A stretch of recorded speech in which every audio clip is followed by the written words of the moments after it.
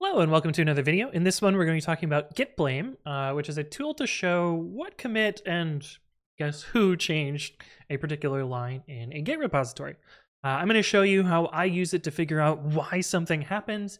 I was recently asked by Marcia to figure something out in the pre-commit repository, and I walked her through how this happens. I've cloned pre-commit at a particular revision to git rev parse head at a particular revision to demo this. So if you want to reproduce the commands I'm doing, this is the one that we're looking at. In particular, we were trying to figure out why this particular chunk of code was here and if it was important to preserve this behavior.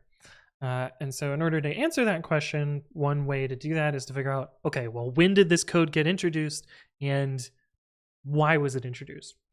We actually didn't end up finding the exact answer here, and the test passed without it, so we decided let's delete it. But let's walk you through how I triaged and spelunked through the history to figure that out. And to do that, I used the git blame command. Now, I usually pass these arguments to git blame, dash w dash m capital 3. And of course, these are short ops, so it's kind of hard to understand what these are. But dash W is ignore whitespace. This can be really useful if you work in a repository where things get, whitespace reformatted all the time, and so this can ignore that. You may also want to use a blame ignore revs option if you have a little file for that as well. I don't, so we're skipping that. And dash capital M3 is, I forget specifically what it's for, but it follows moves better. It doesn't actually matter here because pre-commit structure has been the same since 2014, and so we're not actually doing any file moves here, but I find that it's just sort of cargo habit to do that. And then we're going to pass the file name that we want to blame. That is not the file name that we want to blame, which is precommit languages.net. This will drop us into a view which has all of the names of people as well as the date time that happened and the commit ID for every line in the file. So you can kind of find that file or find the line that we were looking for. This is a pager, so we can do slash to look for clean, and we'll see that this line was changed in 2020 of or I guess November of 2020, and we'll see that these three lines, the ones that we care about, including the comment, all are in the same commit. We can then take this commit and show what changed in that. So if we do git show this, it'll show us why this line changed. Now you'll notice here that this didn't actually answer our question here. The line that was there before was also deleting files, which is what this clean command does. And so that isn't the reason, that isn't where this got introduced. So what we're going to do next is try and find the blame before this commit, because we know this isn't the commit that we're looking for. And so what we can do here is we can take that commit ID that we found and we'll add a caret after it.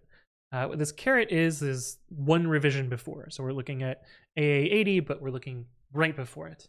And so git blame will take a revision now, and it'll look at the blame before this. So if we run that and we jump to the very end, not quite the end, right here, we'll see that we have a different commit that produced these three lines. And so hopefully if we take this commit, we can better understand why this particular thing changed.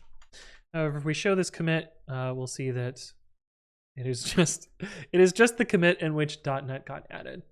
And so we don't really have a good answer to this beyond maybe we can find what pull request this is associated with. And so maybe you would go to GitHub and do precommit slash commit slash this, and you could find the pull request from it and scroll through the comments, and there was probably some reason that I wanted this, but turns out it's not necessary.